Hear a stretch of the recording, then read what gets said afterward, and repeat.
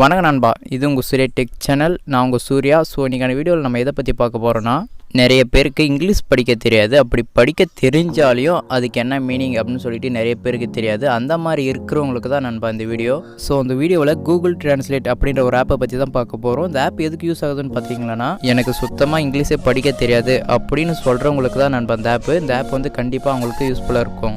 இந்த ஆப்பில் இருக்கக்கூடிய 5 டிப்ஸ் அண்ட் ட்ரிக்ஸை பற்றி தான் இன்றைக்கான வீடியோவில் நம்ம பார்க்க போகிறோம். ஓகே, ஃபஸ்ட் ட்ரிக் என்னன்னு சொல்லிட்டு பார்க்கலாம். இந்த ஆப்பை உங்களுடைய மொபைலை நீங்கள் இன்ஸ்டால் பண்ணிவிட்டு ஓப்பன் பண்ணிங்களான்னா இந்த மாதிரி தான் இருக்கும். இதில் பார்த்தீங்கன்னா என்டர் டு டெக்ஸ்ட் அப்படின்ற ஒரு ஆப்ஷனை கொடுத்துருப்பாங்க. அந்த இடத்துல போயிட்டு உங்களுக்கு தெரியாத இங்கிலீஷ் சென்டென்ஸை டைப் பண்ணுங்க. அப்படி டைப் பண்ணிங்களான்னா அந்த சென்டென்ஸ் வந்து ஆட்டோமேட்டிக்காக தமிழில் டிரான்ஸ்லேட் ஆகிடும். அதுக்கு நீங்கள் தமிழ்லேயே படிச்சிக்கலாம்.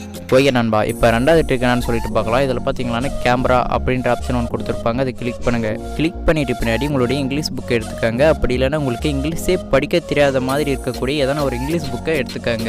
எடுத்துட்டு பின்னாடி உங்களுடைய மொபைல் கேமரா யூஸ் பண்ணி இந்த மாதிரி ஸ்கேன் பண்ணுங்க. அப்படி ஸ்கேன் பண்ணிங்களான்னா ஆட்டோமேட்டிக்காக அந்த புக்கில் அந்த பேஜில் இருக்கக்கூடிய எல்லா இங்கிலீஷ் சென்டென்ஸுமே ஆட்டோமேட்டிக்காக இந்த மாதிரி தமிழில் டிரான்ஸ்லேட் ஆகிடும். அதுக்கு நீங்கள் தமிழ்லேயே படிச்சிக்கலாம்.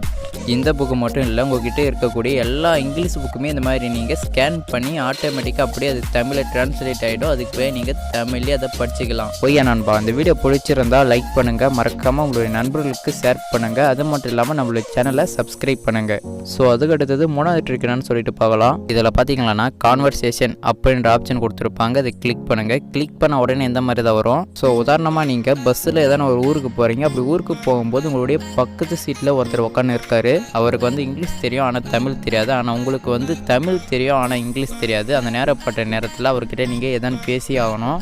இப்போ உதாரணமாக எடுத்துக்கினா, அவங்கக்கிட்ட வந்து நீங்கள் டைம் கேட்குறீங்க, அப்படி இல்லைன்னா எதான ஒரு ஹெல்ப் கேட்குறீங்க. அப்படி கேட்கும்போது உங்களுக்கு வந்து தமிழ் மட்டும் தான் தெரியும், ஆனால் அவருக்கு தமிழ் தெரியாது. அந்த நேரத்தில் நீங்கள் என்ன பண்ணணும்னா, இந்த கன்வர்சேஷன் அப்படின்றத ஆன் பண்ணிக்கோங்க. ஆன் பண்ணிட்டு பின்னாடி கீழே பார்த்தீங்கன்னா லாங்குவேஜ் கொடுத்துருப்பாங்க. அதில் ஃபஸ்ட்டு இருக்கிறதுல நீங்கள் தமிழை செலக்ட் பண்ணிக்கோங்க. தமிழை செலக்ட் பண்ணிட்டு பின்னாடி அந்த தமிழ் கீழே பார்த்தீங்கன்னா ஒரு மைக் கொடுத்துருப்பாங்க. அந்த மைக்கை யூஸ் பண்ணி நீங்கள் தமிழில் பேசுங்க. அப்படி பேசுனீங்களன்னா, நீ எப்படி இருக்கிறாய்? How are you? நீ எங்கே இருக்கிறாய்? Where are you? இந்த மாதிரி நீங்கள் உங்களுடைய மொபைலில் நீங்கள் தமிழில் பேசுனீங்களன்னா எதிர் சைடு இருக்கிறவங்களுக்கு இந்த மாதிரி இங்கிலீஷில் கேட்கும். அதை வச்சு அவங்க ஈஸியாக புரிஞ்சுக்கலாம். ஸோ நீங்கள் யாருக்கிட்டே ஹிந்தியில் பேசணுன்னா செகண்டாக இருக்கக்கூடிய லாங்குவேஜை மட்டும் நீங்கள் சேஞ்ச் பண்ணிக்கோங்க. அதாவது ஹிந்தியில் சேஞ்ச் பண்ணிக்கோங்க. சேஞ்ச் பண்ணிட்டு பின்னாடி நீங்கள் தமிழில் பேசுங்க. நீ என்ன சாப்பிட்டாய்? आपने क्या खाया? ஓகே நண்பா, உங்களுக்கு புரிஞ்சிருக்கும்னு நினைக்கிறேன். அப்படி புரிஞ்சிருந்துச்சுன்னா நீங்களும் ட்ரை பண்ணி பாருங்கள். கண்டிப்பாக உங்களுக்கு யூஸ்ஃபுல்லாக இருக்கும். ஓகே, அதுக்கு அடுத்தது நாலாவது இருக்கக்கூடிய ட்ரிக்கை பற்றி பார்க்கலாம். இந்த ஆப்பில் சைடில் பார்த்தீங்களான்னா இந்த மாதிரி 3 டாட் கொடுத்துருப்பாங்க. அந்த டாட்டை கிளிக் பண்ணிங்களான்னா இந்த மாதிரி தான் வரும். இதில் பார்த்தீங்களான்னா செட்டிங்ஸ் அப்படின்ற ஆப்ஷன் கொடுத்துருப்பாங்க. அதை கிளிக் பண்ணுங்கள்.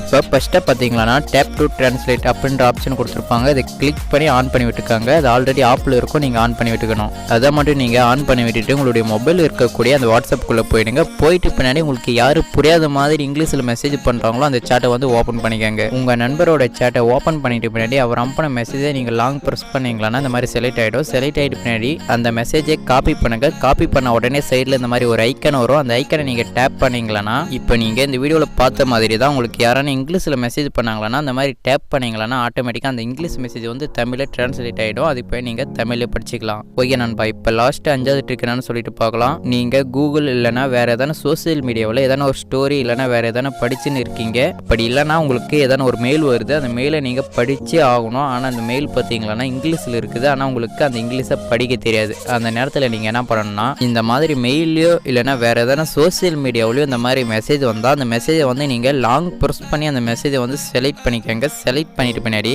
மேலே காப்பி அப்படின்னு சொல்லிட்டு வரும். அதை கிளிக் பண்ணிங்களான்னா கூகுள் ஐக்கன் மாதிரி ஒன்று வரும். அதை கிளிக் பண்ணிங்களான்னா ஆட்டோமேட்டிக்காக இங்கிலீஷில் இருந்து தமிழில் டிரான்ஸ்லேட் ஆகிடும். அதுக்கு மேலே நீங்கள் தமிழில் படிச்சிக்கலாம்.